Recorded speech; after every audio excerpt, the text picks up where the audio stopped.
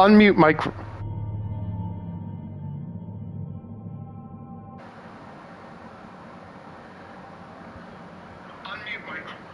There we go. All right, so first of all, there's that. So now hopefully I am audible, and I don't know how my audible compares with the game audio, and I also don't know if there is chat. I've been yammering away, not realizing that my microphone was muted.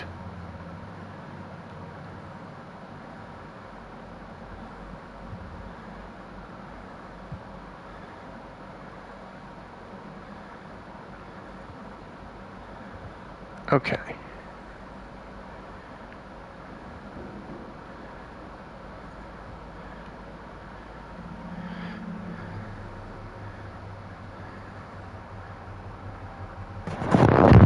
So if there is anyone in the YouTube chat thing who could say hello or something just to let me know that's working.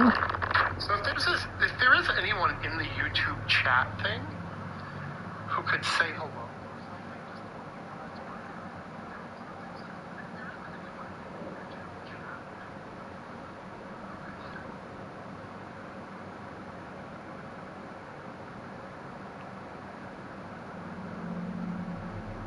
I not know how to get into the chat.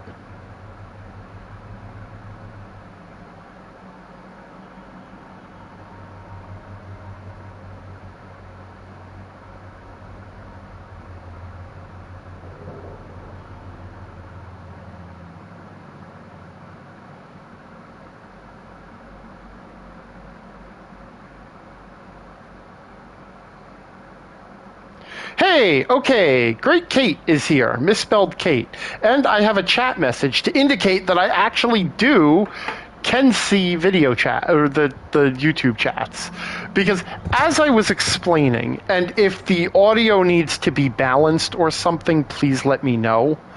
As I was explaining, and the reason I booted this up a little early, is I have never actually used my PlayStation to stream to YouTube.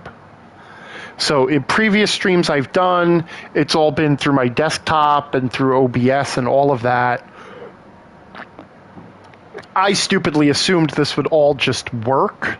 One problem was I tried to schedule the broadcast early, and this doesn't tie into YouTube's broadcast system like that. Hello, Procellus. So there was that. No, I'm wearing a headset, actually. So I have the headset plugged into the PlayStation controller. So, yeah, and this is just gonna be... Is that to assume the audio is okay?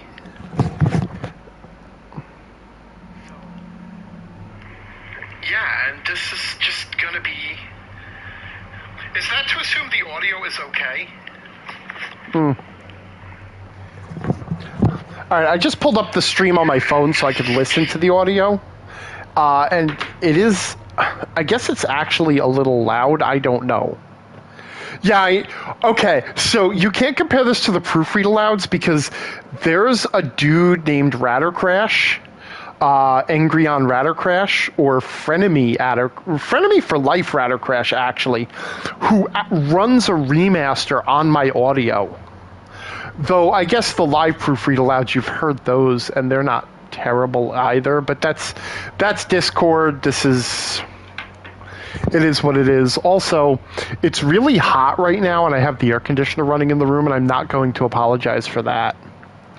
So, because there was a little bit of a screw-up with a scheduled broadcast that I had to delete to go live with this, because I didn't understand how things work. Just going to let people sort of discover... let people drift in as people come. Oh, I like how it tells me how many people are watching. Okay. So So it is the end of July. It's been an extremely stressful month. So hello, October Foundry. And I just want to do kind of a casual stream hangout thing. Hello, BC56. I just want to do a casual hangout stream thing, and I have been obsessively playing this game, Hard Space Shipbreaker. And if you are a financial supporter of my work at theangrygm.com, because I have to be aware that people watch these videos who just discover them on YouTube after the fact, so I'm going to point that out. But if you're a financial supporter of my role-playing game work at theangrygm.com, and you have access to the Discord, you have heard me yammering on endlessly for days about this game, and mostly I've been pissing and moaning about how this absolutely delightful-to-play game is utterly ruined by its anvilicious and propagandistic anti-corporate story, quote unquote. So I'm not gonna rant about that. I'm just gonna, play. But originally I was just gonna hang out and play the game and chat with whoever was in the chat and just shoot the bull. But enough people in the Discord have actually shown some interest in the game that I decided I was going to use this stream to actually show off the game and maybe try to sell a few copies, even though I don't get a kickback or anything. But just give people a chance to see the game for what it is. And I thought about how to do it. So I'm actually gonna. What I'm gonna do is I'm gonna start a new playthrough for just a little bit to show you how the game starts. And then I'm going to switch over to my campaign, my saved campaign, and then we're just going to do a little free play, and we'll break down a more complicated ship. Okay, and one of the things that complicates this is you can see that there's 4 modes of play. And if you don't know how the game works, you'll see in a minute. But there's 4 modes of play. You're allowed to have 1 save file for each mode of play. And I am not deleting my standard playthrough, which is the one that I've been playing on. So we're just going to start a limited play. And the only difference is standard gives you infinite revivals if you die or get blown up, or which I guess is the same as dying. If you die or die a different way, if you die in any way, you're revived an infinite number of times, but in limited mode, you only get 30 revives for the whole campaign. You can also have this like Iron Man mode. And then there's OpenShift mode, but I want to, because enough people have asked me about my opinion of the game and whether they should buy it or not, I'm going to start a new campaign so that you can at least see the basic experience, and then we'll do a more complicated breakdown. Okay, yes, 30 lives is a lot more than any of us have in real life. And see, I'm old school with my streaming and live playing and stuff, and don't like to talk over cutscenes, and yet here we are. I did say I'm not gonna rant about the story and stuff, but the game has a real tone issue. Like, this is very heavy. Right, you got that text. It's like the earth is squalid. Now new industrialization, and now we have this screen, which is kind of, this is actually also pretty heavy. But then we have to go through the application process, and it's kind of loaded down with jokes, and we're not going to read all this. We're just going to go through the application pretty quickly. But basically, you have been hired by Lynx Salvage to be one of those shipbreakers to break down decommissioned spaceships in orbit. And I am going to go with my standard Arangar. Okay, and then you can see that it's got the revival package of 30,000 lives, or 30 lives. Okay, it asks you to select a voice, control scheme, and diet preference. And I'm going to go with chicken. I like chicken, and plus everything tastes like chicken, so I might as well just have chicken. Okay, and then you have to go through this checklist. You can see the game has sort of this comical tone. So I have no criminal record. I'm not a member of a workers' union. I don't have McCulloch's lung. No commercial or real estate, yada, yada, yada. I will bring a positive attitude and problem-solving mindset to work. Of course, I always do. I accept the health risks of long-term exposure to the van der Waals field, that powers all of the gravity technology in this game is the van der Waals field, which is a real thing. If I remember my high school physics, van der Waals forces are actually really, really tiny subatomic forces that do almost nothing. But I don't remember for sure. And then, of course, I agree to elect Chancellor Chung Zhang in the Pan American Senate. But, I mean, why wouldn't I? He's got an excellent record, so I have no problem with any of this. We're going to skip the training because I know how to play the game. If you wanted to, like, there's, like, this EULA is not an in-game, this EULA is an in-world EULA and actually does explain all the terms of the ridiculous contract that you're signing. And now after we go through that humorous bit,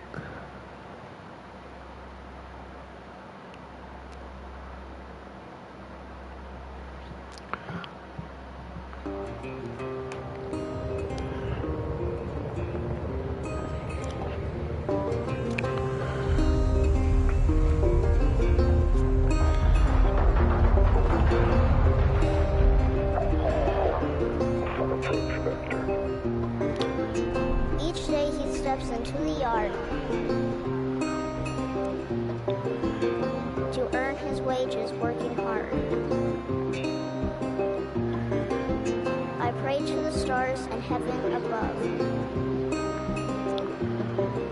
to return my daddy to those he loves.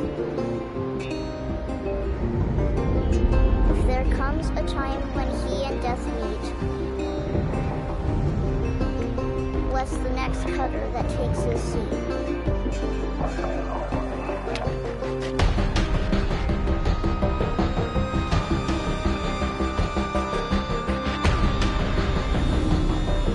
So that little voiceover is actually a poem. I believe it's called A Coal Miner's Lament or Prayer for a Coal Miner.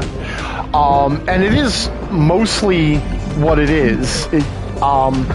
Except that they changed the last line to that whole thing about, you know, if he dies, I hope then the guy who replaces, bless the guy who replaces him.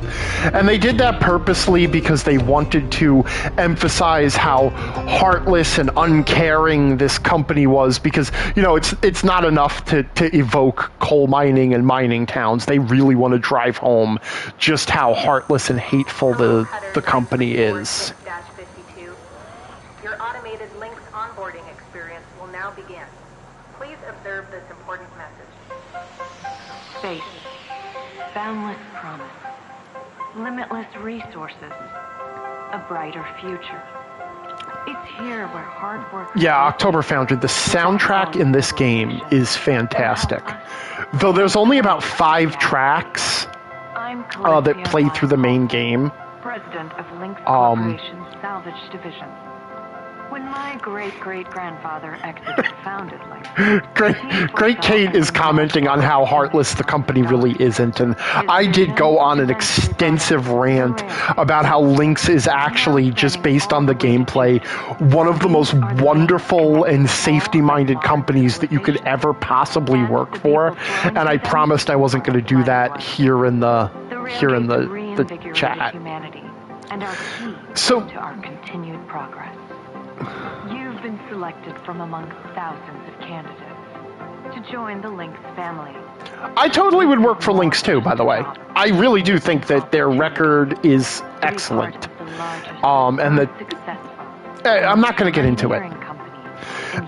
But what I wanted to comment on with the tone here is that we had that very comical application, but then that very grim view of the future, and now this corporate propaganda that is totally, totally optimistic and a bit funny, and we had that very depressing Coal Miner's Lament. And it's like, pick a friggin' lane here. Do you want to be comical, or do you want to, or do you, or do you want to be like this serious, miserable game? Okay. Anyway, I let it talk over the whole thing, where basically they say they're going to extract your genetic code so that they can run off new copies of you and transfer your memories to the copies in the event you die, and then just basically boot up a new you. Video observation complete. To finalize onboarding, your genetic sequence will now be extracted for use with the Link's EverWork Asset Replacement Program. Don't worry, pain levels during extraction are largely tolerable. Please note, as outlined in Section 31 of your employment agreement, the process of genetic extraction will destroy your original body. Beginning extraction now.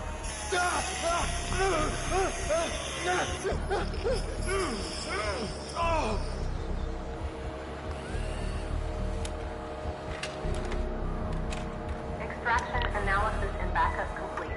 Thank you. Beginning spare generation.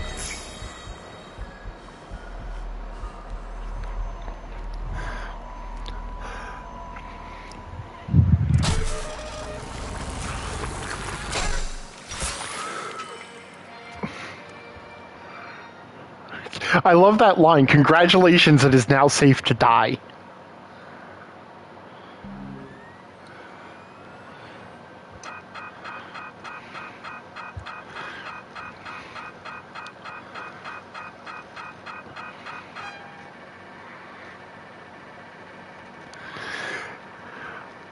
I also love the little bit at the end of the fee report where they charge you $7.50 just to display the fee report.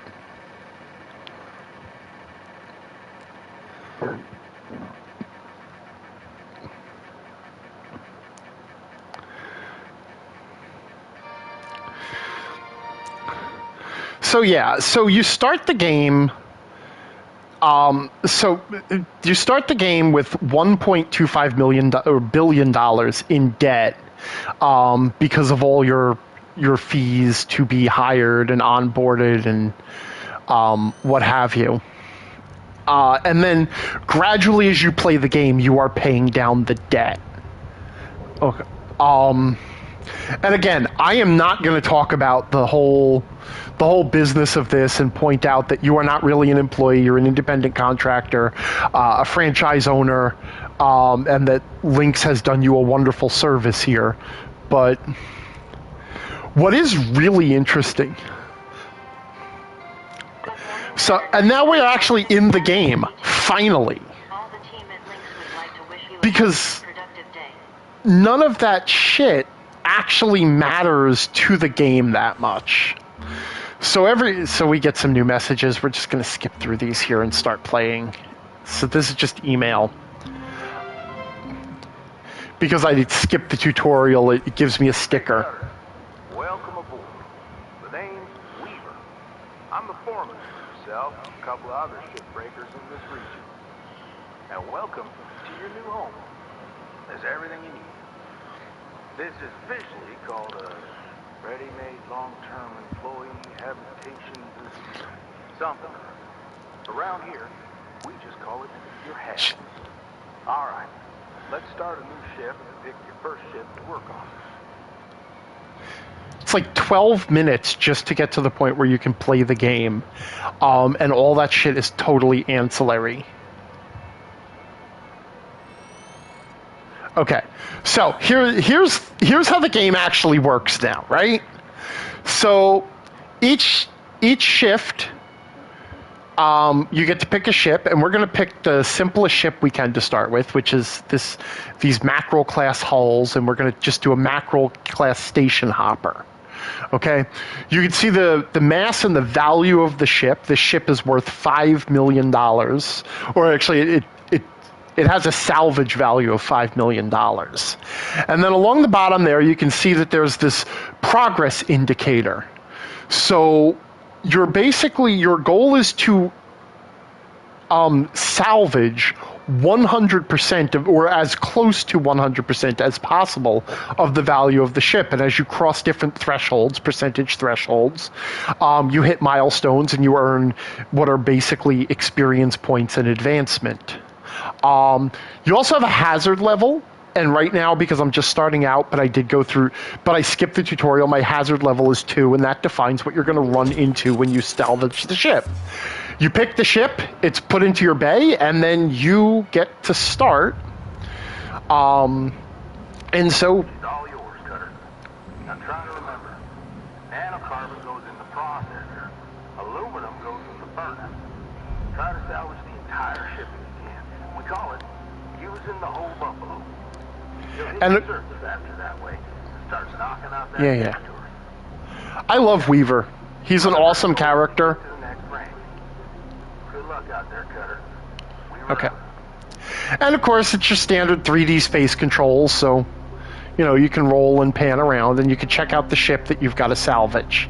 Okay, there's 3 different places where you're going to drop stuff. There's these red furnaces where you'll melt down soft metals like aluminum. There's the blue processing department where they'll take care of nanocarbons, but they'll also take care of titanium and other hard metals that can't be melted down. And then below the ship is this green barge where any complete components that could be resold as is get dumped. You are armed with 2 things. You have this gravity gun, which allows you to grapple and drag and pull components, and you have a laser cutter, which I will show you in a moment, and our goal is just to basically tear this ship down and sort it into its various bins. So starting on the outside of the ship, okay, there's some components that are just attached to the outside, and you can see that as I hover over it, it tells me this goes in the barge, it's an antenna, how much it weighs, how much it's worth. The little red bar tells me whether or not I can pull it with my tether. But we're just going to grab that, we can just pop it right off, and then we're using our gravity gun, we just throw it in the bin. Okay, same with this antenna over here. Okay, we just pop it off, throw it in the bin. Okay. Okay. Now the outside of the ship is made of nanocarbon, which you cannot cut through. So we're going to have to find a way to break up the outer hull. And one of the... actually, here's a component. And I didn't even point out the scanner. You also have a scanner. Okay. And this gives you sort of an X-ray view of the structure of the ship, how it's broken down into various compartments, and also the cut points, which are basically the bolts that join the ship together. We can see over here is the airlocks. It'll give us access to the interior of the ship. So we'll fly in here, and we'll turn on our little flashlight and just take a look around the inside. And this is basically just a little shuttle, a passenger shuttle that carries people between stations. So there's some seats inside. I'm upside down. There's an aft compartment, that's the engineering compartment. And then forward, we're going to find cockpit with some components. Okay. Because our hazard level is not very high, there's not really any volatile components to deal with in the ship. So we can basically just start cutting it up and taking it apart. Okay. Later on, you'll have to deal with things like reactors and fuel pods and things like that. So one of the things I like to do first is just go around the outside of the ship and take off any components I can take off, like this thruster cap. Now the thruster cap is held on with these cutting points, and I can melt them with my cutting tool. I'll show the other mode of the cutting tool in a second. Once the cut points are broken, this comes loose. And also notice that it highlights when I'm grappling an item which bin it goes in. And if you lose track of your orientation, the ship it'll also give you an indicator on the edge as to which direction you want to turn. I don't think there's anything else on the outside of this ship. These little mackerels are pretty plain. So, the nacelles. So this nacelle is held on by a cut point too, And to make things easier, there's another mode of my cutter called split saw mode, which allows me to cut a straight line through material. It makes very short work of the of cut points, but if you're not careful about where you aim it, you can actually damage valuable salvage. I'm still getting good at the game, I guess, is the thing. I know players who have been, like, players who really play for speed, they use the split saw mode for everything. Not worrying too much, you know, and they're really good at avoiding doing damage, but I like to be careful and meticulous. Oh, this console, the control console, also comes off. So we'll go ahead and pop that. Now with these little mackerels... I need you to head back to the kiosk Whoops. starting platform to fill up your O2 stat. We were out. See, I've gotten spoiled. I've leveled up things like my oxygen capacity, because at the bottom you can see you have a health, suit status, fuel, and oxygen capacity, and over time you can level up all your equipment. So I don't... so I'm kind of used to not having to fill my oxygen at all. But as your various resources run low, you have to go to this resupply kiosk and buy refills. They're extremely cheap. Like, you don't even worry about them. Also, your grapple gun, it does have a retracting mode, which you can use to pull yourself toward heavy objects. And you can use your hands, like I'm doing, to brace yourself for impact. Because if you smash your faceplate against something too hard, it will shatter and you'll die. Which is pretty funny. So, like, really light components. Here, like, I'll show you. Like, if you grab and pull off this chair, you can pull it towards yourself and it's lighter than you, so it'll come flying at you. And if it's enough to damage your faceplate, you'll end up shattering it. We can also pull off things like certain doors can just be pulled off. Now, what I like to do with these little geckos is I just like to cut out the bottom of the hull. Whoops. And you can see what I mean there. I used my split saw and I was a little bit careless and I damaged the aluminum deck plating. But that's okay. And the reason I like to cut out the bottom of the hull... okay, now here we're going to switch to what they call the stinger mode, because it's nice and precise and keeps you from damaging components, but you kind of have to hold it down a bit. Okay. So now we've pulled off these bottom panels, and these are made of a combination of titanium and nanocarbon, so they've got to go in the processor. This shit's heavy, it's hard to move. And I'm also going to say something that you learn very quickly, is that the gravitational pull, both the processor and the furnace have a gravitational pull, and if the wrong component gets too close to the wrong thing, you're just going to lose it. The furnaces, especially on some of the bigger ships, they just suck up really valuable components. I've had, you know, like big chunks of nanocarbon just get pulled in there, and then you lose the value of them. And you can see that as I'm sending stuff to the right bins, at the top, my progress indicator is going along to indicate the percentage of the ship that I've gathered. Procellus is asking whether you can accidentally process or furnace yourself, and the answer is yes, you can do both. And once you cross the thresholds, which are marked with those red and yellow chevrons, and then the yellow and black chevrons, and then the red safety chevrons, once you cross those thresholds, it's kind of like going into a black hole. But you can see now that we can just kind of clean out the interior components of this ship, because this is all good stuff that can be resold.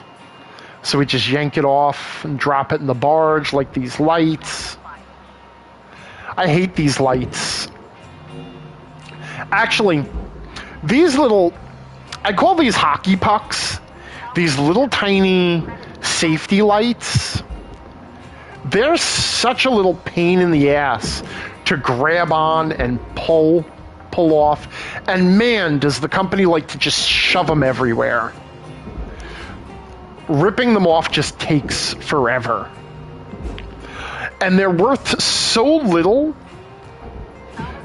that it's so, like, you want to just be like, screw it. I'm just gonna let them get melted down with the ship. That's Weaver warning us that the shift is 2/3 done, because once you start a shift, you have 15 minutes to work, and then the shift ends.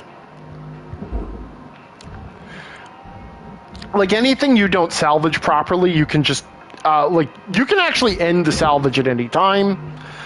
Decide I'm done with this ship, and any value you have not actually pulled off the ship, you just lose it. You're not penalized for it in any way, other than not getting the value for it. It's basically just, you don't get paid for what you don't do. That's all. But I am a meticulous, obsessive, compulsive, so I have to do that. Oh, here's a discarded food pack that just gets recycled in the furnace. Oh, and then we have some crates. Oh, whoops, bonked myself in the face. Salvage registered. Transferring credits. Hoovering out the, oh my god. Yeah. Now, okay. Nope, there's no pickups in here. So or there's no oxygen pickups. So some ships have supplies in them, and there were some supplies in there, but no oxygen. So I used my grapple to get over here quicker and stop myself with my hand. There is a speed at which if you take an impact, even with your hand stuck out, you're still gonna take damage or even shatter your faceplate and kill yourself. Over on the left, you have a speed indicator by your thrusters, and once you go above 9.99, the numbers turn red, and that indicates that any sudden stop is going to hurt you, even if you've got your hands in front of you. So here, these are pickups. This will repair damage to my suit. This is extra fuel for my thrusters. I'm just going to grab these. Like, it's to your benefit to not pick them up unless you need them, but like I said, I'm just showing off the basic gameplay here. And like I said, stripping down all the little interior components. Not gonna lie, it can get a little bit tedious. But the gameplay becomes more interesting in other ways as time goes on, and I'm going to show you what I mean by that in a second, because we're not going to stick with this.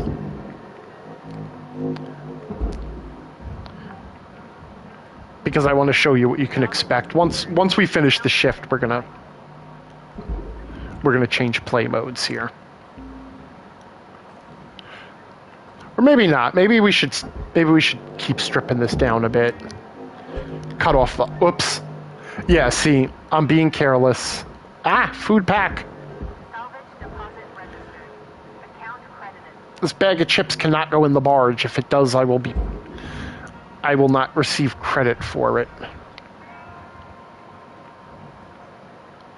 Oops, what is that? Oh, somebody's empty soda bottle.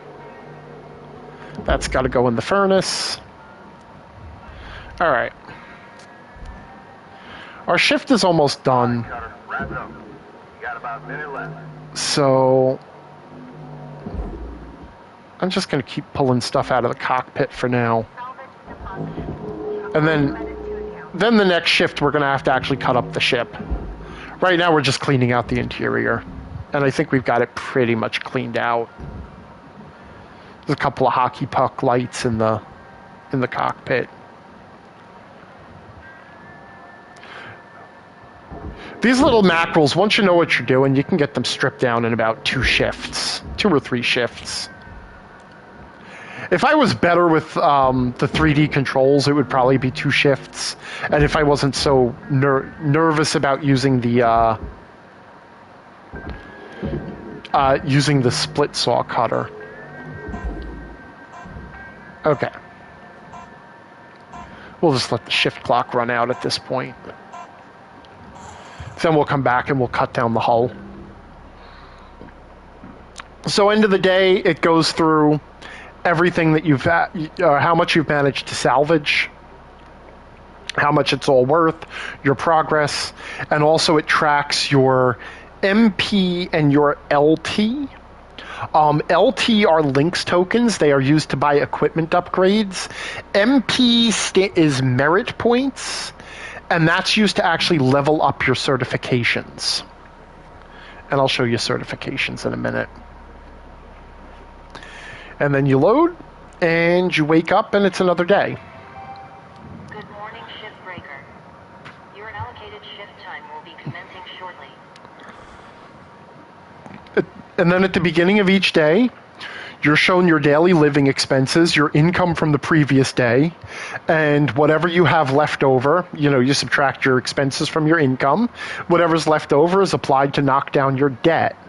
I'd also like to note that the interest rate, the daily interest rate of 0.01% works out to be 3.6% per year. But we're just going to go over here. We're going to look at our employee terminal, and I'll show you certification. So as you build points, you will advance along this certification line. And you can see that I've advanced to rank 3, which clears me to work on ships of up to hazard level 2, which I think just... I can't remember what hazard level 2 is. I think it's just basic explosive components. Things that'll blow up if you do them wrong. And then as you keep advancing, you unlock more tools, more upgrades, and access to more ships. And also, even the smaller, simpler ships start to have more hazards in them. And I'll show you what I mean by that in a minute. Meanwhile, you can see also our equipment has health. And there are upgrades available as you hit certain milestones, and then you can spend links tokens to upgrade and buy new equipment. Like I can't use demo charges yet. I can't use tethers yet. And actually there's nothing available for me to buy. But I can use repair kits to repair my tools. And as you play the game, you earn stickers like this safety third sticker that I can go ahead and stick right here on my grapple gun. Oh, you also earn posters. You can find posters through play, so you can customize the decor of your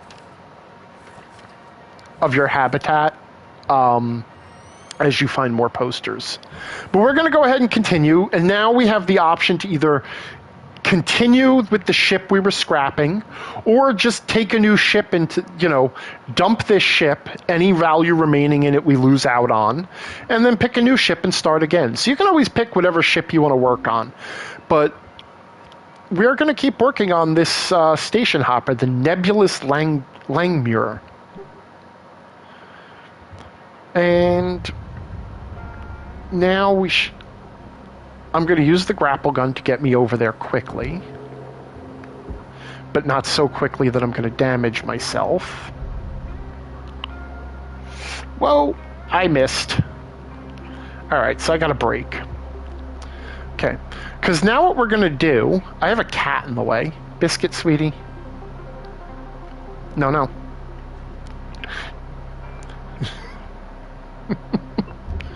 Biscuit wants to be on the chat. Okay, now what we're going to do is we're going to start taking the hull apart. Okay. And the first thing we're going to do is we're going to cut out the cockpit glass, because the cockpit glass has to go in the furnace. But the hull plates have to go in the processor. Okay. I find it a bit of a pain to cut this glass out.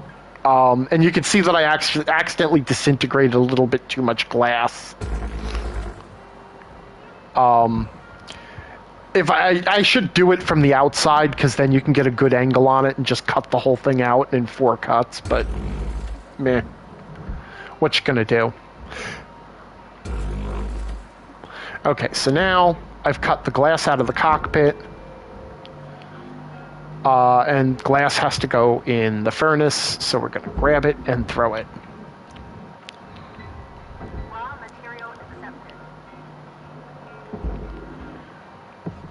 Okay, and you can use the scanner to help you find any little pieces that you might have lost track of, like this little piece of glass here. And you could decide how obsessive you want to be about getting every little last piece. Okay, but with the glass extracted,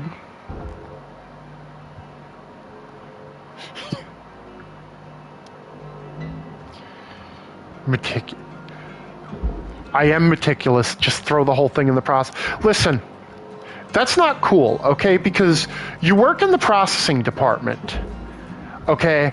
And you get these pieces of nanocarbon coming at you, and they've got glass still welded to them. Now you've got to remove that shit. Okay, that is not cool. It's my job to make life easier for everybody who works at this company. Just like I would like everybody who works at the company to make life easier for me. So I'm not just going to huck the whole cockpit and the processor and let the processing department handle the rest. Okay? A few extra seconds on my end to make somebody else's day easier. Okay, and what we're doing now is we're going through here and we're cutting off the outer hull, which is all made out of whatchamacallit, nanocarbon. This is the. Okay. My cat is disturbed. I'm actually not this clumsy. My cat keeps wanting to sit on me. But this is actually shit, and that. I didn't realize. Okay, so there was a fuel tank back there. I forgot that there was friggin' fuel tanks back there. See, on this side there's a fuel tank. Okay, fuel tanks are explosive. If you accidentally shoot through them with a laser, they'll blow up and they'll do damage. And you can also see, if you look at my progress indicator at the top, some of it's now red.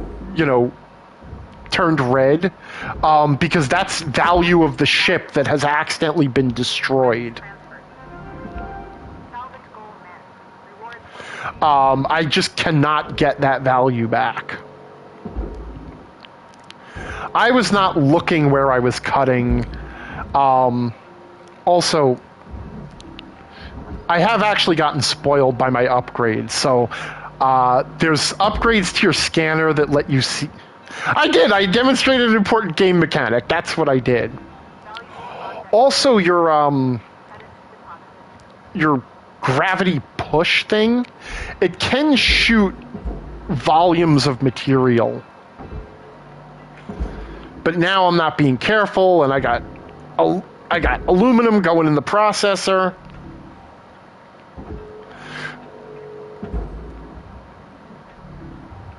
See, and that's why I'm meticulous and careful. Because I don't like doing stuff like that. Okay.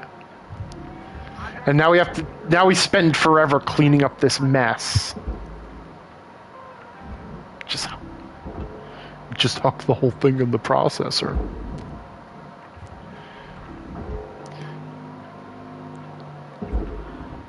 Okay, so anyway, let's finish cutting out this airlock now. And the airlock is held in place with four bolts, plus these pins here that lock them into their frame. And you gotta remove them all. And I also gotta go get more air. Which isn't actually that... Like, you have plenty of time to get to the oxygen kiosk.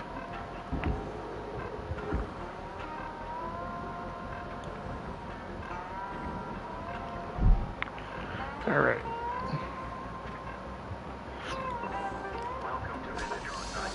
Whoops. Alright. let's pretend that didn't happen. So now if I use my structural skill... Oh, Jesus, this is a mess. This is a mess. I'm better than this. All right. Oh, I was cutting this side, huh? Okay. So this side, all the cut points have been removed. And so now we can gradually start taking off the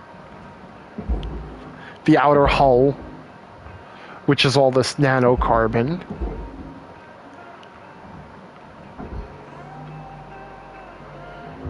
And send it into the processor.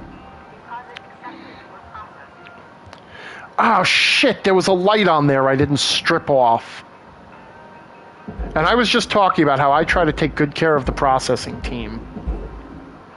And there's another light on there, and I just lost it. I'm out of control. That's it. This whole thing is a nightmare. Now I look incompetent.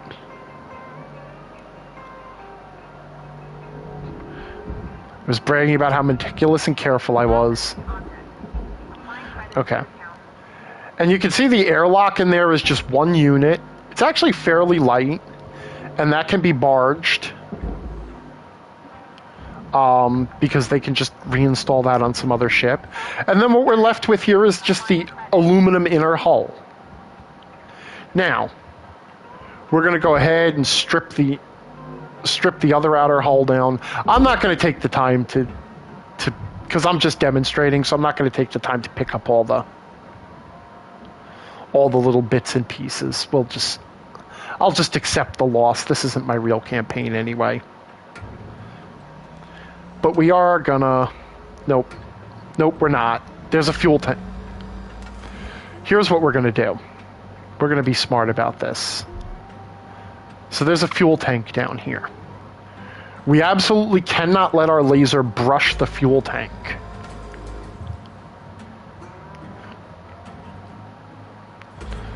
So we're just gonna get this one section of the outer hull off. Whoops, come on. It's only 2 bolts, just pop right off. You know what, though? I'm gonna pull that.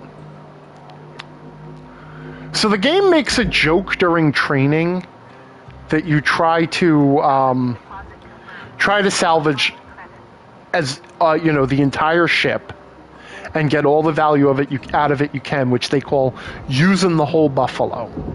And I really like that term. So these volatile fuel tanks, by the way, they just go in the barge. They are kind of heavy, though.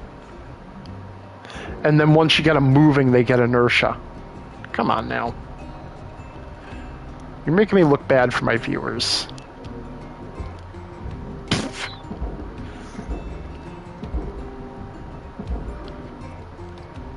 Also, man, I will say going back to the starter game and not having things like your tethers and your advanced scanner, it really does it really is hard to go back. And I feel so clumsy because my thrusters, I've upgraded my suit thrusters, so I'm much more agile. And I feel like I'm flying through molasses. Yeah. And I don't have tethers.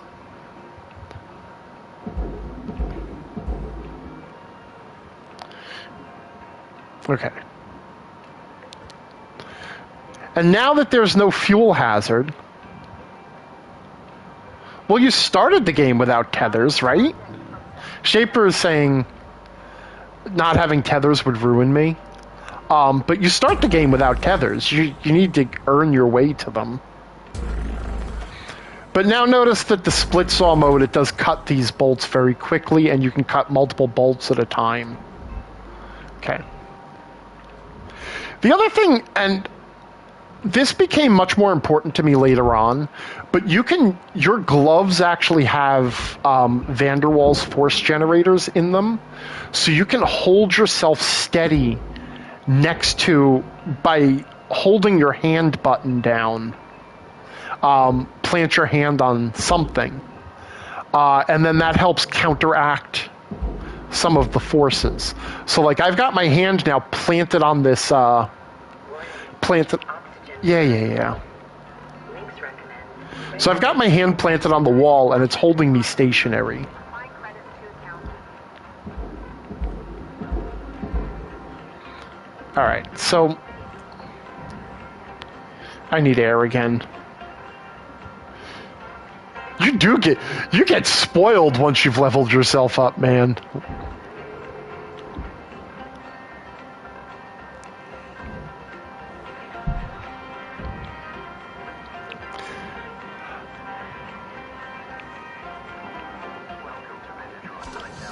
Oxygen levels stabilizing. The magnetic grip mechanic actually becomes useful.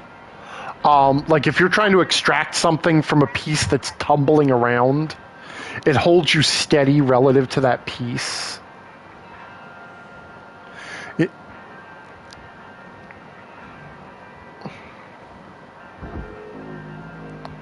All right.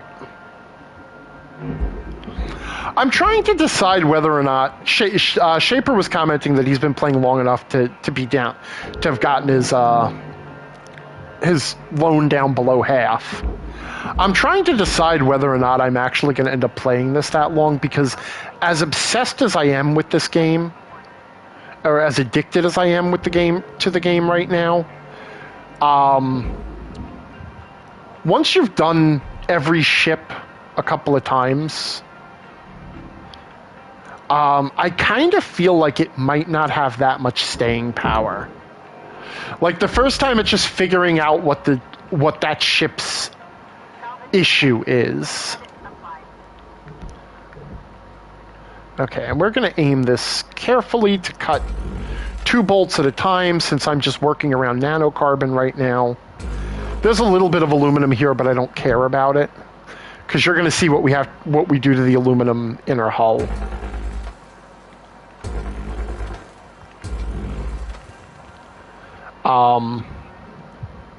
But we're going to see that tomorrow. One more shift. Probably won't even take a whole shift to cut down the rest of the ship. And I'm not going to worry about cleaning up all the pieces.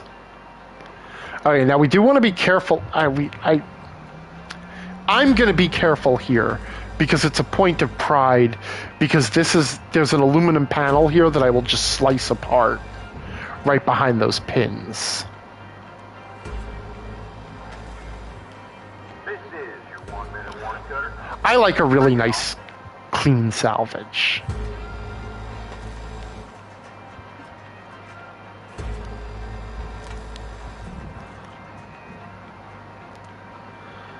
There's a whole set of stickers that are classified as detail-oriented.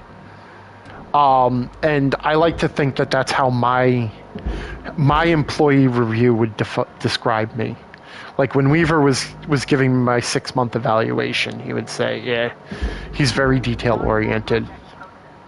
You know, he doesn't miss a light. He doesn't do anything in the wrong bin. He's not careless. He never sends glass or aluminum to the processing department." You know. But, of course... Okay, I think we've gotten all the nanocarbon. There was a nanocarbon strut stuck to that friggin' aluminum plate. And there's, like, you can cut it off if you're really meticulous about it, but the value of that nanocarbon is small enough that it's fine just to go melt it down. That I don't worry about so much, because it's just going to get melted down. Good morning, Cutter 9346-52. Lynx would like to share the following inspirational message. The greatest reward in life is the chance to work hard at... All right, Shaper, don't ruin any surprises for me, okay, though? Because I do at least want to get through to the... I am going to finish the campaign. So, and I'd kind of like to not have any surprises ruined. Alright. I think we're done here. We have the rear... We have the aft engine. Yeah, the the engineering housing there, which is, it's super heavy. And if it drifts into the furnace, I'm going to be pissed. Come on, do not drift into the furnace. All right, I'm doing that the stupid way. And it's going into the furnace. Is it going into the furnace? It's going into the furnace. Do not go into the furnace. If you go into the furnace, I will go in after you. I'm going to lose it.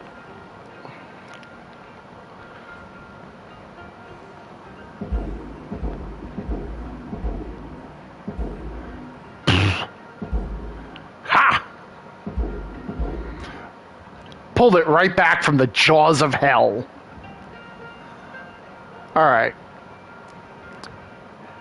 And now we're left... Oh, we got this little...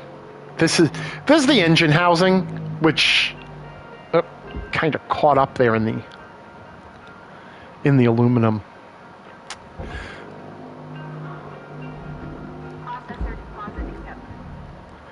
Okay, so now we're just left with the aluminum inner hull, and I just accidentally showed off.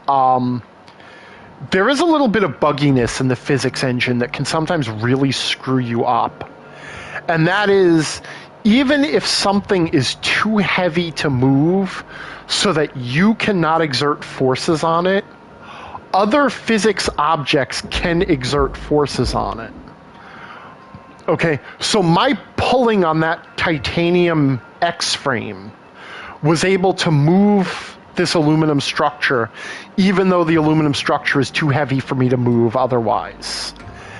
And that will sometimes cause... there's a certain ship type where there's panels on, or big nanocarbon structures on the outside.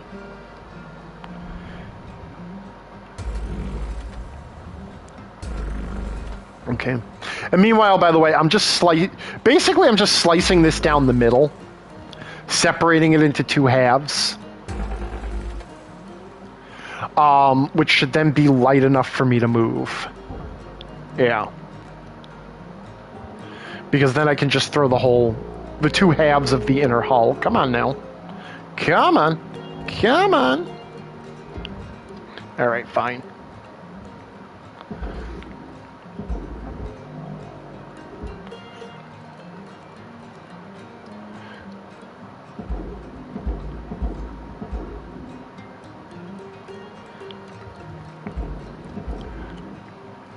And if I had blown up the engineering compartment, I would have had two nice, beautiful halves of an aluminum inner hull to just shove into the furnaces.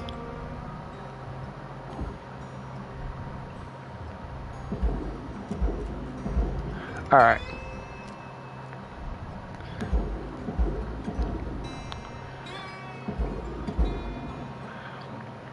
All right. And with that, you've now seen pretty much an entire breakdown of a very simple ship. And now I have done my duty showing off the game. And what I'm now going to do is show how much more complicated this can get. Okay, we're going to end the shift, because you can actually end your shift at any time. You just lose the chance to earn more money at it. And now I'm going to pop into my... Oh, I ranked up a level. Now I'm going to pop into my campaign mode, but I'm just going to do a free play. And we're going to break down the same type of ship, just a little mackerel. But because I'm at a much higher hazard level, it'll be a lot different. Okay, and then you'll see what I mean about having different tools and everything. So we're just going to save and quit here. So one of the options that this game offers, aside from just the campaign play, is this thing called free play, where you can choose any of the ship hulls or any of the ship types, even the ones you haven't unlocked yet, apparently, because I think I only just unlocked the Gecko Station Hopper. But you can choose any of the ship types. And we'll do a macro light cargo. Nah, we'll do a station hopper. Okay. I want to do the same ship because I'm going to show you how different it is when your hazard levels are higher. Okay, and also what it looks like when you have different tools. Okay. So now this is free play, so I'm not going to have to worry about oxygen or fuel, and it's not going to stop me every 15 minutes. Okay? So as a high hazard level, so first of all, you'll notice I'm a lot more maneuverable. Okay? And even though this is the same basic hull configuration, it is a little bit different. You can see that there's a green square next to all the interior parts. That means they're pressurized. If I was to just cut a hole into this ship right now, there would be an explosive decompression, which could damage components, send projectiles flying into my face, shoot me off into a furnace. It's bad news. I can also see the different systems that are present.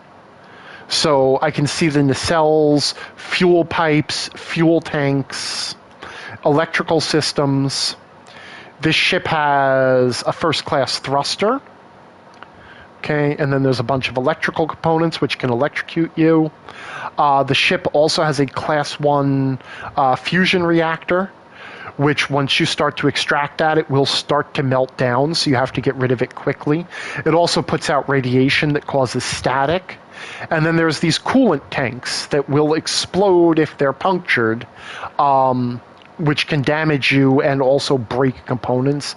And finally, there's a particulate radiation filter that, if we don't extract properly, will spread toxic radioactive particles all over the compartment. Okay. Finally, this thing will highlight the objects, the individual objects as opposed to parts of the ship's structure. So you can do a lot better analysis on the ship. Okay, so our first goal now is we need to depressurize the ship. And we want to try and do a safe depressurization. Okay? Because if we don't do it, we're going to, we run the risk of blowing up. Now, where is the airlock? Okay, the airlock is there. And it's behind these damn roll cages. I hate these things. So we're going to take them off, and I'm being stupid about this because the outside of the ship is nanocarbon. It can take a laser blast. It's not going anywhere. So we're just going to take off the cages on the one side of the ship just to make it easier to get at the airlock. Did I screw up? Am I on the wrong side? No, the airlock is back there, right? Oh no, that's an interior door. I'm dumb. So I'm on the wrong side. So we'll take off all the roll cages. The airlock's on the other side there. Okay, so we're just gonna take off these frames. Now these frames, you can see they have the nanocarbon panels on them, but they are otherwise just basically metal skeletons. If you tug on the panel will pop off. But if you if you grapple the actual metal frame, you can grab the whole thing at once, and then we can just use a charge shot, send it shooting right into the... I'm going to do tethers in a minute, but we can do a charge shot, just send them right into the processor, the whole thing.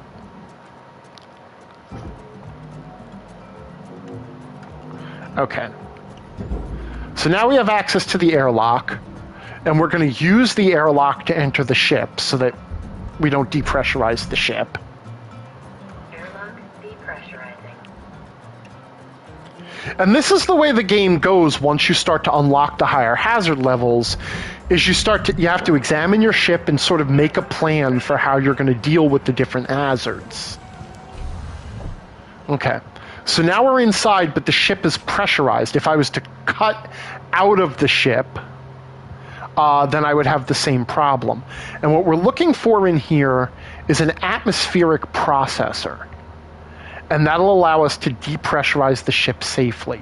It's a little control panel. It's got a blue light on it. And there's usually one in the cockpit. The problem with the cockpit one... Okay, now see, this one's damaged, which sometimes happens, so we can't depressurize the ship that way. There should be another one. We can actually look for it by looking for electrical systems. There might be one in engineering. Don't see one. Oh, there it is. Okay, so the main compartment has an atmospheric regulator. We press this, but we also have to be aware that once we depressurize a section, the ship is going to close the doors to isolate that section. So notice how it closed the door to the cockpit and isolated it so that it wouldn't depressurize. The problem now is that the cockpit is still pressurized. It doesn't have a good atmospheric regulator, and we can't access it. So what we're going to do is we're just going to get a good grip on the wall here, and we're just going to pop open the door and let the cockpit depressurize itself. Because there's not much in there that the depressurization can damage.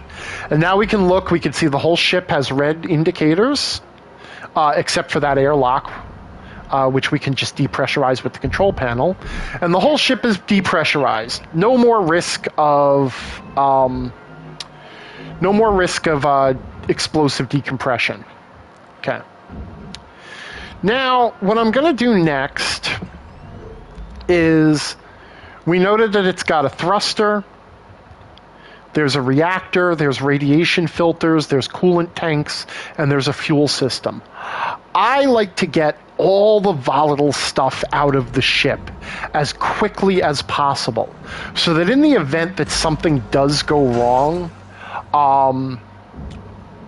it minimizes the potential problems, because I've removed as many of the volatile components as possible.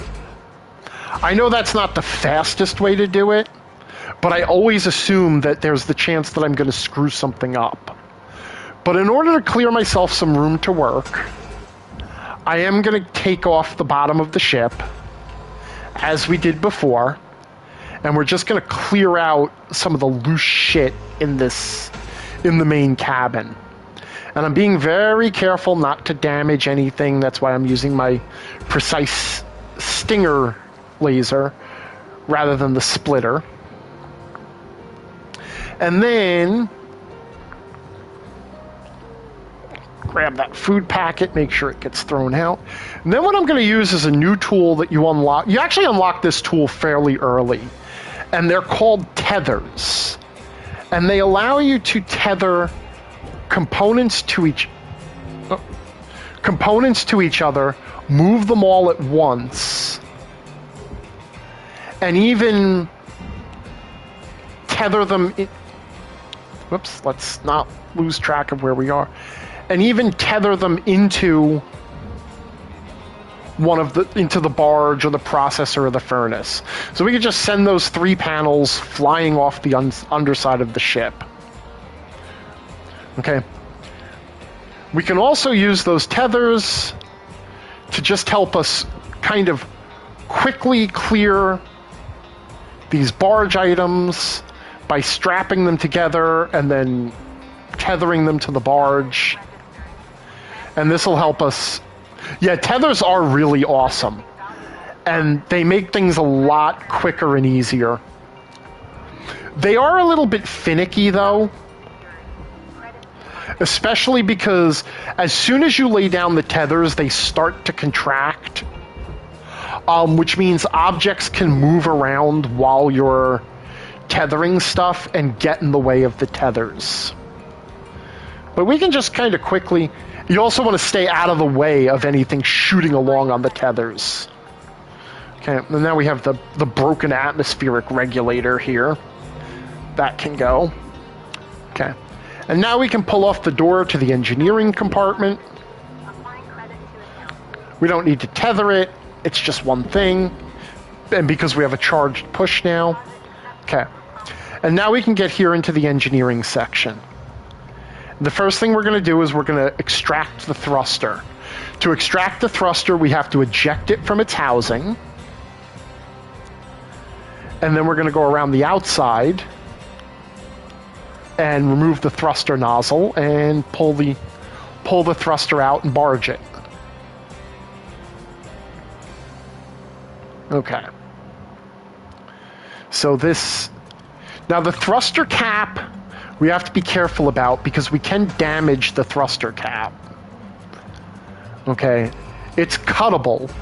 So if we miss the cut points, we'll actually damage the thruster cap, and then we lose the salvage value for it. In fact, we're just going to tether it and let the tether handle it. Okay. And now we can pull out this Class 1 thruster. It's worth $438,000. So that's definitely something we want to recover. We'll also pull off this antenna while we're back here and just toss it down. Let's see, what else? Okay. And as long as we're careful with our tethers to make sure that we get the metal frames. Actually,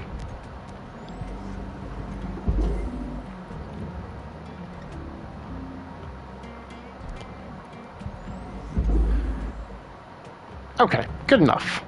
I got good aim. Alright, can we get these nacelles off?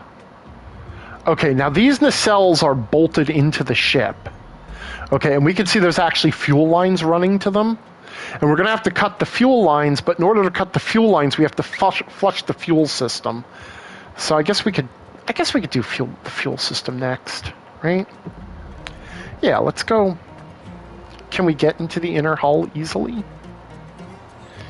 No, we can't get into the crawl space between the hulls yet. So we'll hold off on doing the fuel. Let's do the radiation thing, the radiation filter. So these radiation filters absorb radioactive material as the ship is flying because there's a lot of radiation in space, or they absorb radiation and then they hold the radiation in like this particulate suspension. There's an access panel over them that you have to pull off, and then we have to cut the frame that holds it in place. The radiation filter can be cleaned and reused, but I'm going to get off to the side here. The problem with the radiation filter is that if you damage it or jostle it too much,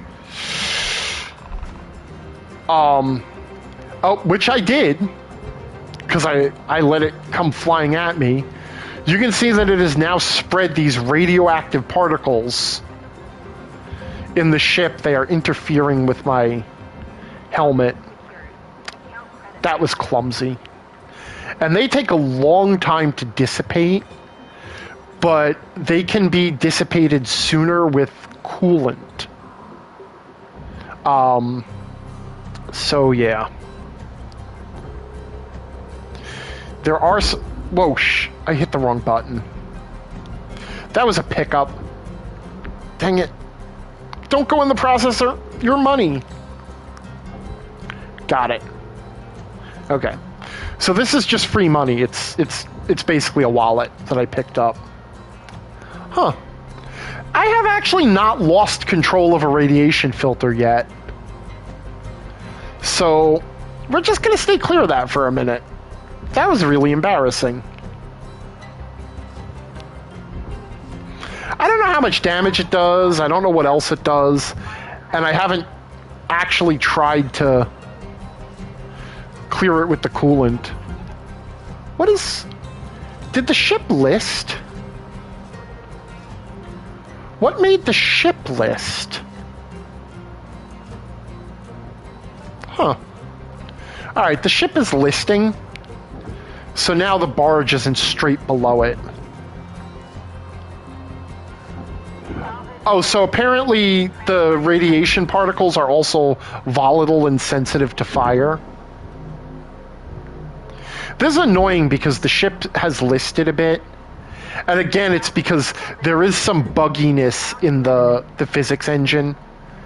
So the ship listed, and now... Oops. Is it damaging stuff in there? What is it doing? Alright. Alright, well let's, I guess then...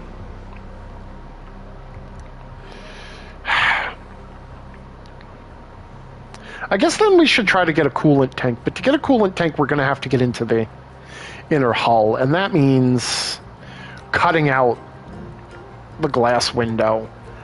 And doing it from the outside is dangerous because I can damage the electronic components and... Oh, that just came off.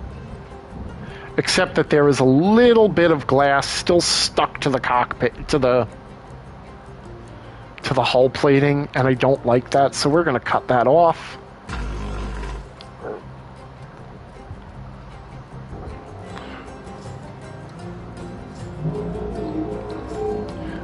Oh crap, that's caught inside the... Alright, we're just gonna not worry about that. Oh, and there's another one of these stupid cages on the outside. Actually, what just blew up?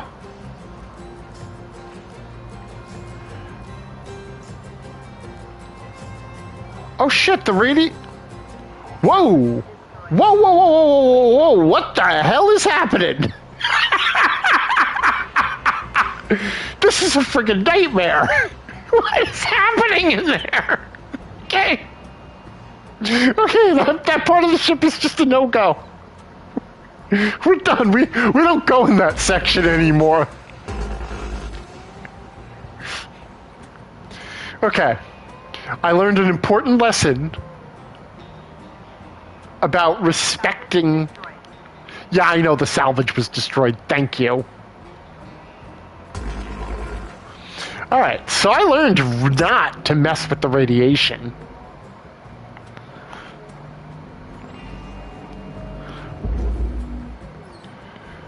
Okay, and then there's this thing in here. Yeah, but what set it on fire? Why is it still exploding?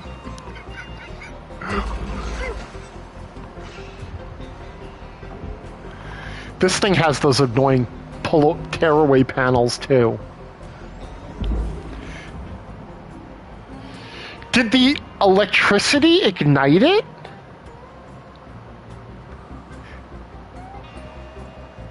It's just never going away. This is it. It's a good thing this isn't my campaign game. Oops. Oh, I guess I actually do have to cut off the section of the hull or it's not going anywhere. Okay. Now in here, we can see we've got a coolant tank. We're going to try and use a coolant tank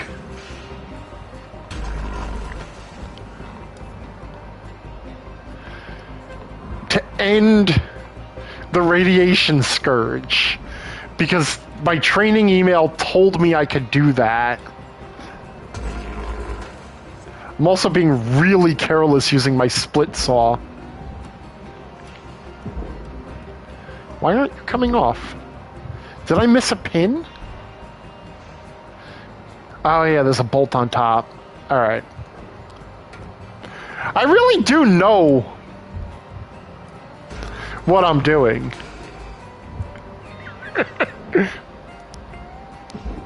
I have an excellent record. I'm not kidding. Alright. Alright, now, I have not tried to use these coolant tanks for anything.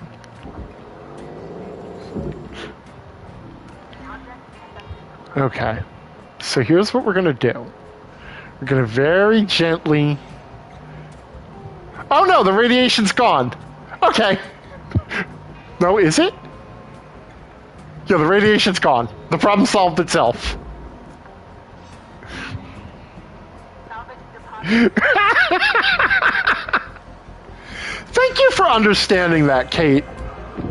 It is actually quite difficult to like talk as you're playing.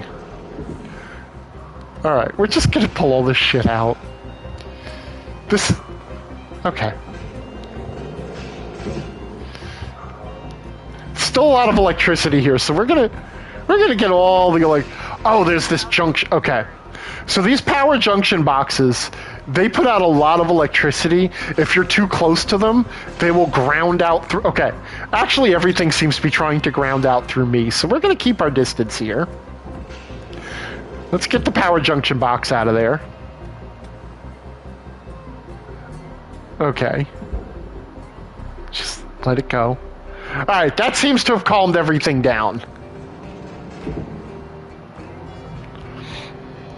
So those are electrical hazards, by the way. Electrical hazards, once you tear them off or damage them, they start arcing electricity, which will actually it'll short out your radio and it'll scramble your HUD and all sorts of other ugliness like that. Okay. Are we done here now? Have I cleared out this? I have not. Of course not.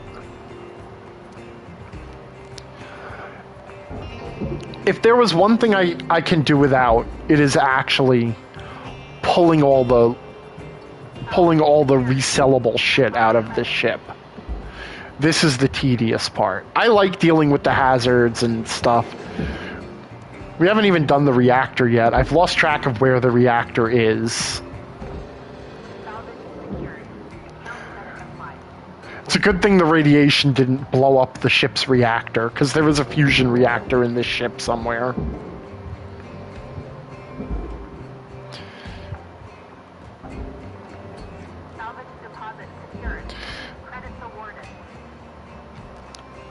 I know Shaper is laughing at me through this whole thing because he's been at this game for a while, and we were talking about it in the Discord today. He's like, oh yeah, I stripped the whole outer hull off, and I just fly through with my split saw, and everything comes off, and then 1, 2, 3, and the giant gecko stripped in 3 shifts.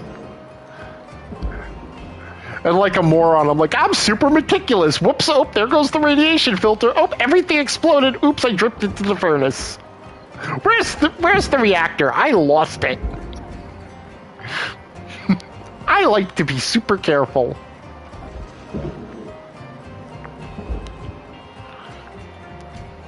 Screw the hockey pucks. I'm done with them.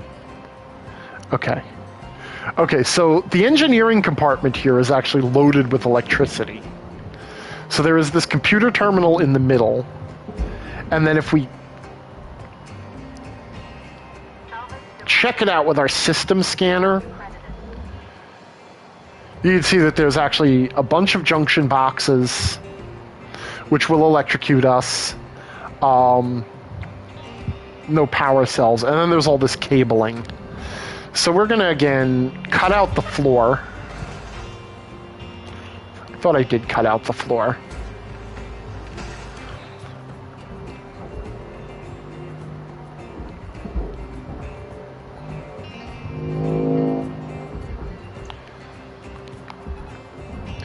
Okay. And we're going to stay back so that we don't get electrocuted any more than we already have been.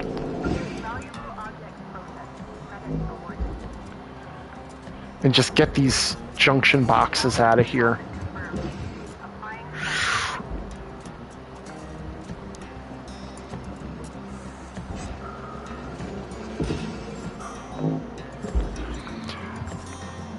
You can also note that, like, whenever there is a nearby hazard or a stressful situation, your character breathes heavily. We're just going to let the electricity calm down before we go in there. And hold up, cut the wire. Yeah, I'm not going to... I know the wires are there. Yeah.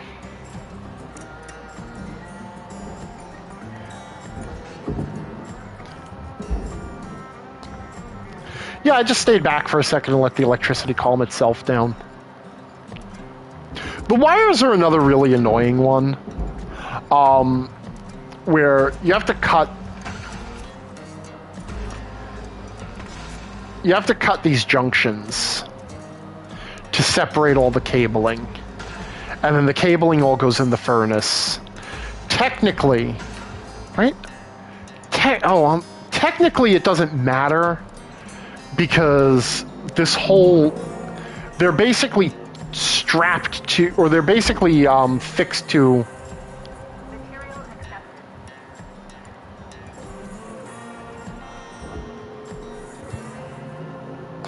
They're basically fixed to the aluminum inner hull.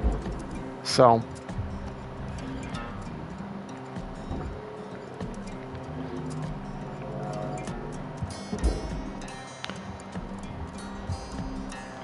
They're basically fixed to the aluminum inner hull, so... like when I melt that down, they can all just go in there, so I don't really care about the wires so much. Alright. Let's do the inner hull. Let's flush the fuel system and get the reactor out of here. Okay. It's nothing, I got a straight run to the fuel system so we can... Oh, there's an airlock. Alright, we'll get this coolant out of here. And then we'll cut our way down. Salvage secured. Credits deposited. And we're going to flush this fuel system. We'll get the airlock out, get the nacelle off.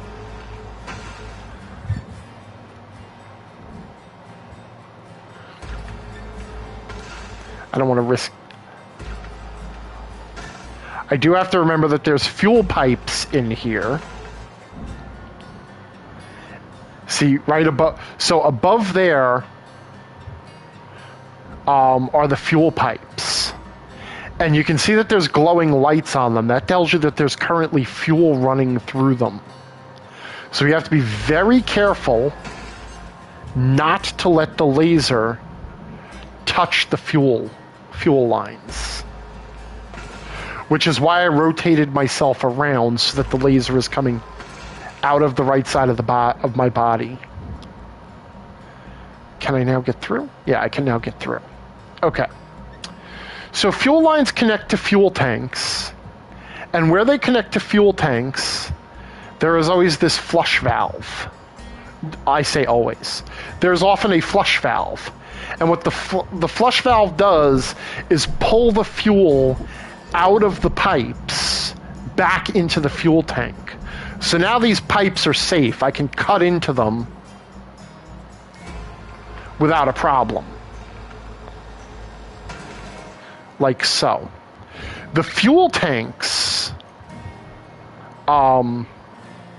still explosive, but the lines are now clear of fuel.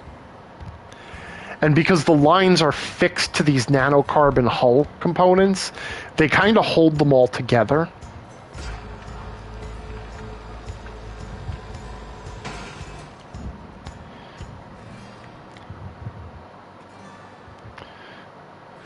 So the fuel lines are basically holding these hull pieces together. So I've got to cut those joints. And now, I should just be able to... No? Did I miss a pin again?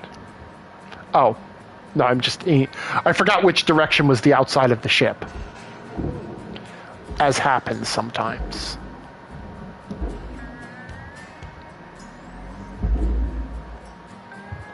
Alright, and we'll send that go...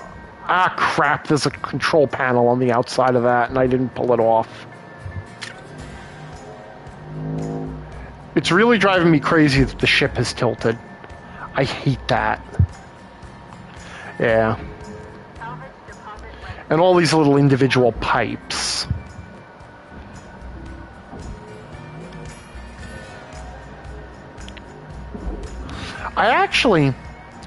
It might actually be possible, because I've upgraded my tether to the point where it can handle a lot of weight. It might actually be possible. And I gotta remember there is a fuel tank right there. So I still gotta be careful about where I cut. But it might be possible to just leave the fuel lines attached to the hull and just... What am I bumping into? Oh.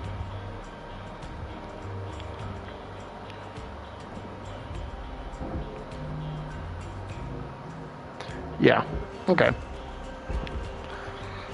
And the other thing to note is that your tether is stronger than your grapple gun. I left the light on there too. Okay. Alright, now these damn pipes are in the way. So we gotta cut the pipes off. Being very cognizant about that fuel tank right there. And there's also this pipe. This is where it connects to the nacelle.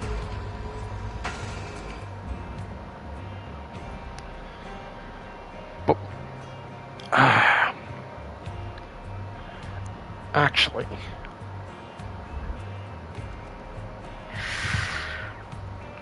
Oh... How brave are we feeling?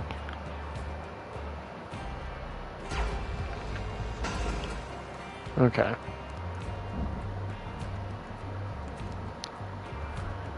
Alright. I guess we might as well... Oh, we have to cut the nacelle out too, don't we? Yeah. Alright. No. No, that's a little bit... Can we get this pipe out of here? Yeah, if we can get this pipe out of here, we can get the fuel tank out of there. Good enough. Just get out of the way for a sec. Oh, you're just stuck in there, aren't you? You pain in the ass.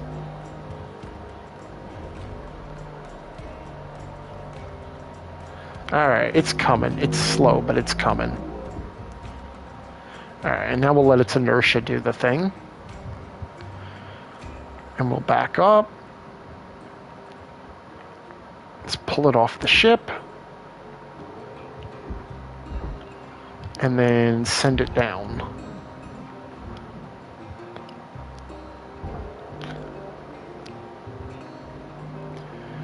So how is everybody doing? Since now I don't really need to be talking through this whole thing anyway. So who all is here and how is everybody doing? July is over. July has been a horrible month. I was very optimistic at the start of July. I put out that calendar, and I had good plans for the launch of Q and Angry, but I just need to develop my workflow a little bit better on that. Above all, recording them and the reception on them has been very good. But the whole workflow, just like releasing my articles, is now a butt ton of work. Oh, Kate, you had a day off, huh? So, that's nice.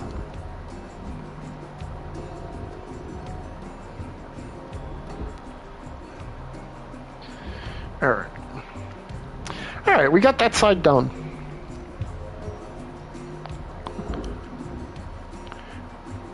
A little bit messy, but we got there.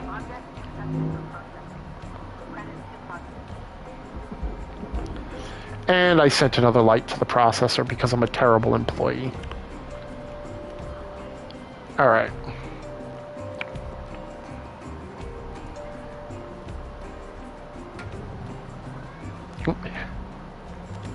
Hello again, Biscuit.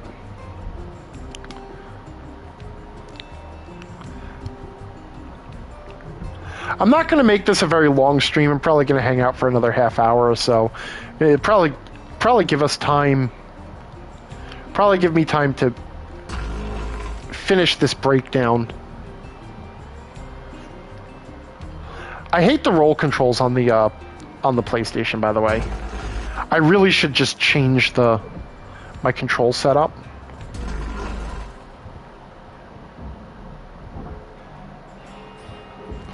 All right. I have a cat climbing all over me, so if I start...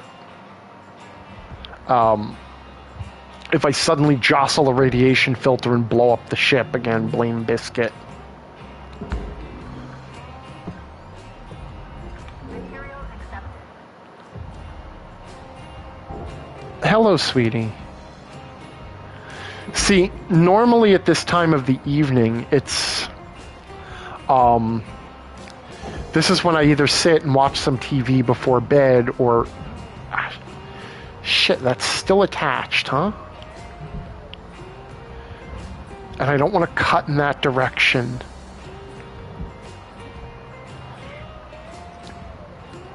Because I don't want to damage the cockpit components.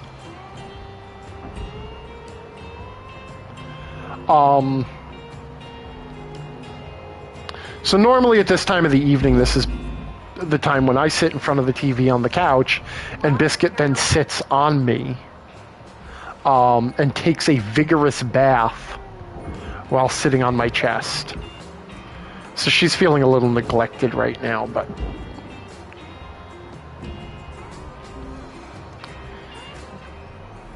Did I get all the glass off there? I did. Alright.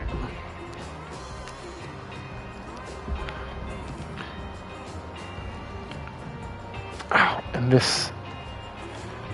these cages are still on the front.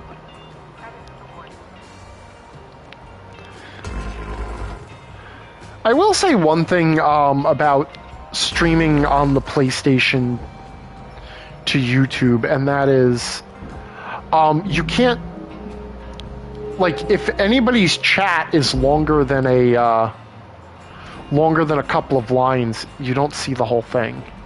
I don't like that very much, because I do enjoy interacting with the folks who hang out in the chat. Especially if there were... if anybody wanted to discuss role-playing games and get advice and stuff like that. So, for this sort of thing, it doesn't really matter so much. Alright, let's...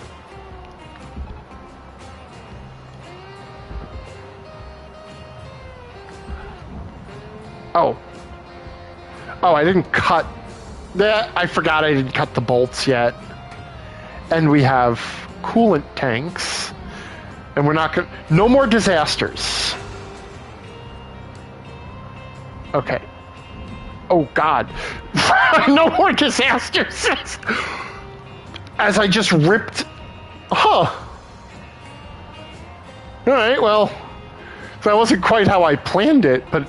I'll take it.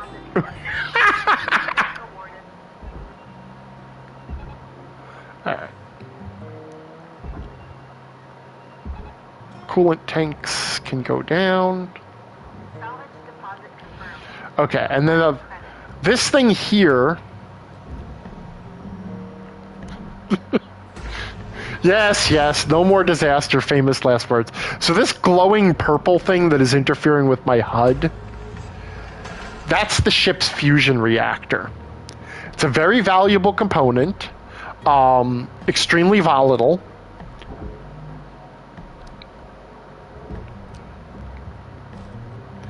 And as soon as you pull it from its housing, it begins to melt down.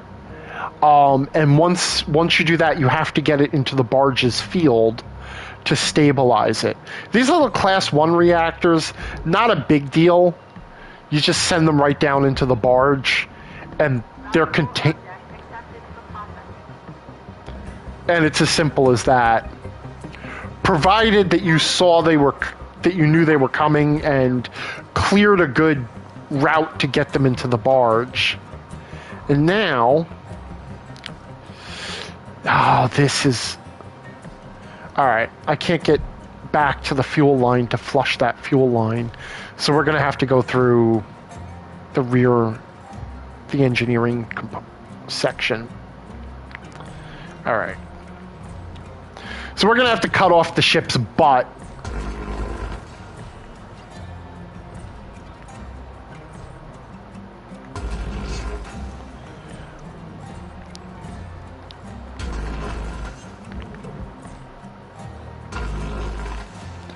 Okay. Ah, shit. And again, the ship's orientation changed. And I almost popped that right into the furnace.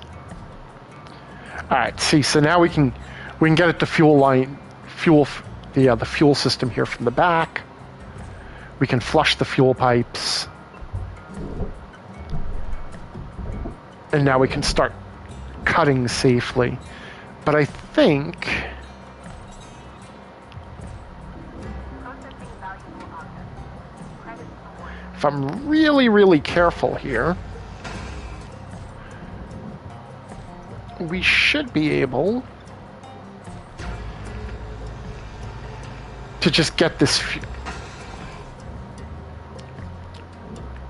It is. October Foundry is saying this is a really cool puzzle. It really is. And I've purposely only done the simplest hull configuration.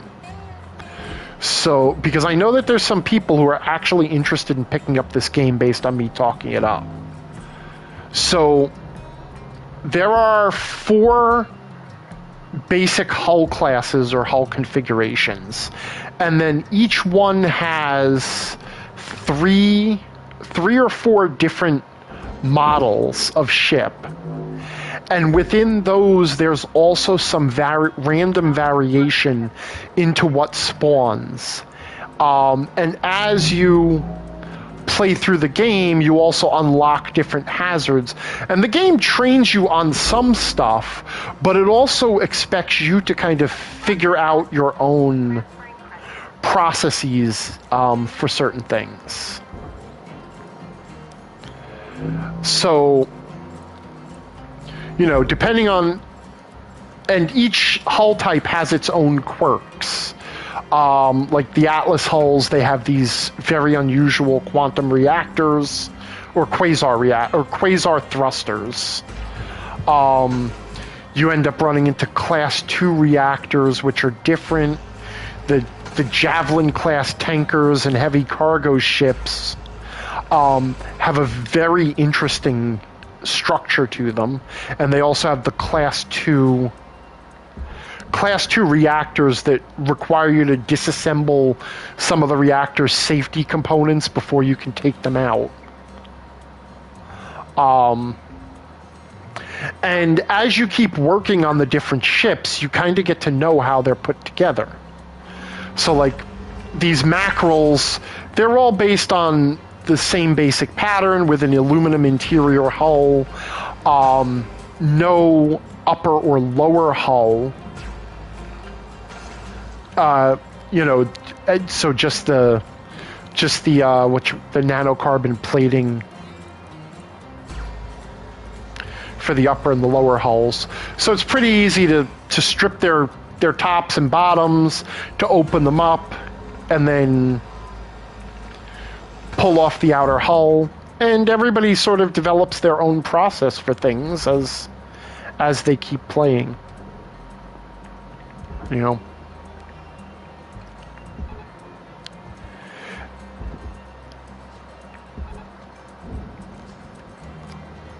Oh, I didn't finish cutting you free, did I? Yeah, because I can't get a... So that radiation containment unit that had the radiation filter in it, if that spawns in this crawl space, it's such a... You can't get around it. It's a real pain in the ass.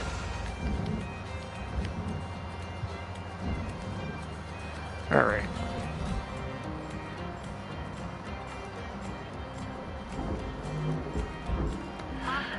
Okay, and I purposely left fuel pipes attached to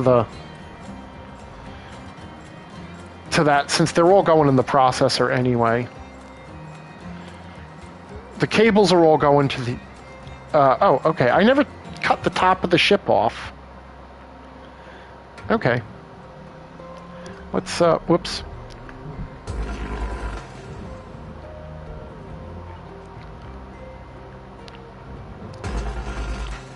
Okay.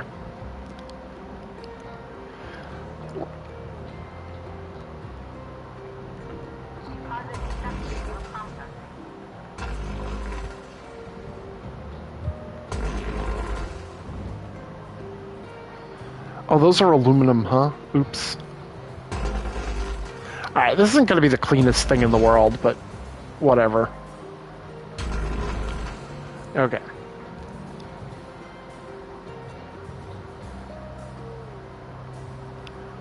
Okay, so now... let's just tether all of these plates together. Like so. And then just send them... Alright. Come on now, guys. Go ahead. There we go. Oh, we got a little piece of pipe there.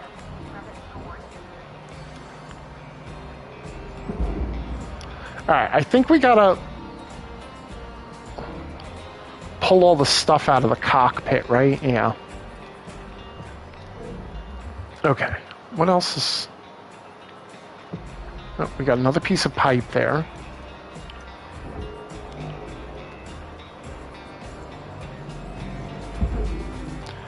Okay.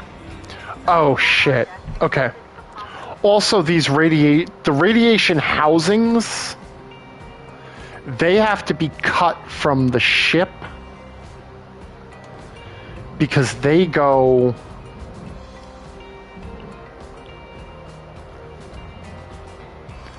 they go in the processor. So we're just gonna cut these. I think if I just cut these 2 aluminum beams. Nope. All right. 3. I was hoping just the top and bottom beams were...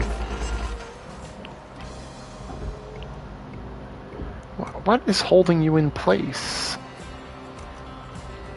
This is another thing I'm going to say, like the physics engine, like every so often you'll get these really, really tiny connections where things are still joined together. In some cases, even when they look like they're not joined together. What the hell? Oh. You know what? It's fine. I don't care.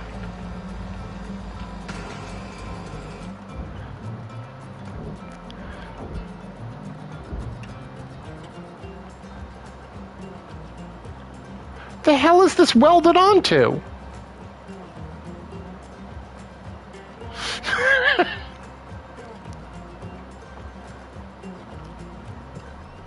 Whoops. Cutter. Also, all those buttons are me flailing around forgetting the controls.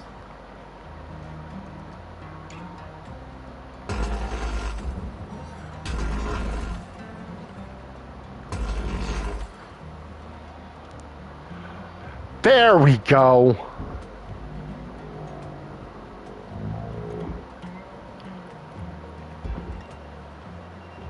And away you go. And away you go.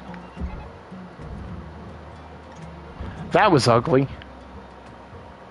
All right. Got another hockey puck light we missed.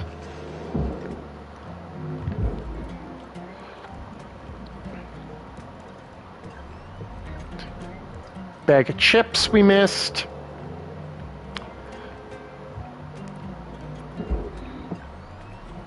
Alright, it's embarrassing. It really should not have taken me an hour to break this thing down. And I've been kind of careless about it. Oh, that goes in the barge. The cables I don't care about. They're going to get melted down. But we got a power cell and some hockey pucks. Okay. Yeah, we're going to finish this up, and then we're going to call it a night, and then you will have seen a simple strip down of a low-hazard mackerel station hopper and then a really clumsy and terrible strip down of a much higher.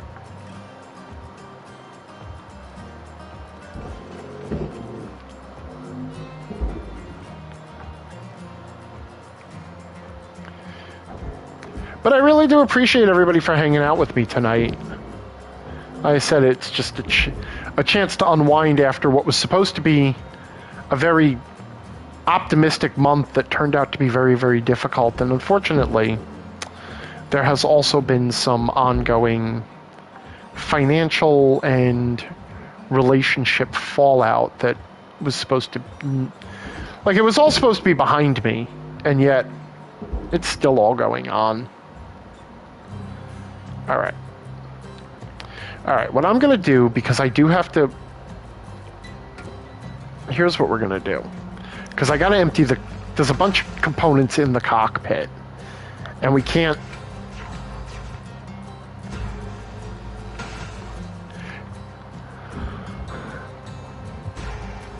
And I can't leave them. But we're going to detach the cockpit from the rest of the inner hull.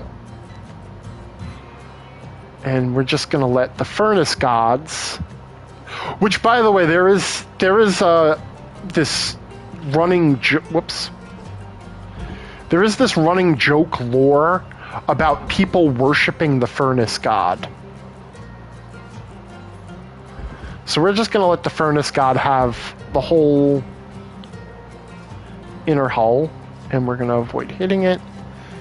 And then we're going to do this in a really...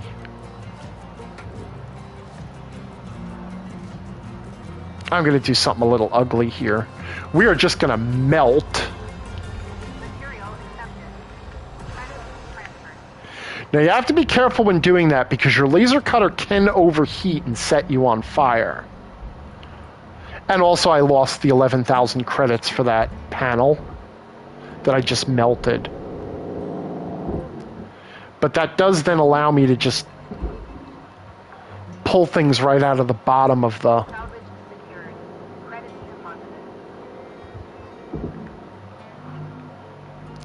And I have to be careful here not to use my tethers because the aluminum hull, the aluminum cockpit is very light.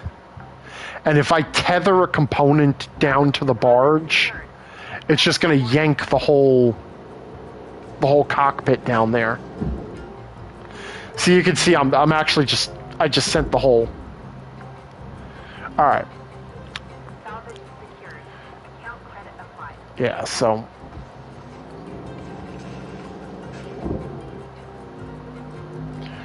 what I really should do, you know what? Let's do this smart. Okay. Okay. So one of the things that I've actually just recently come to really value are these weird star structures, which they call jacks.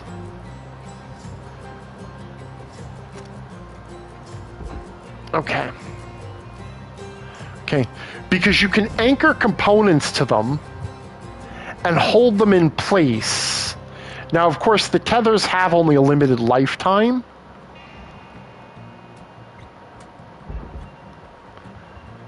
And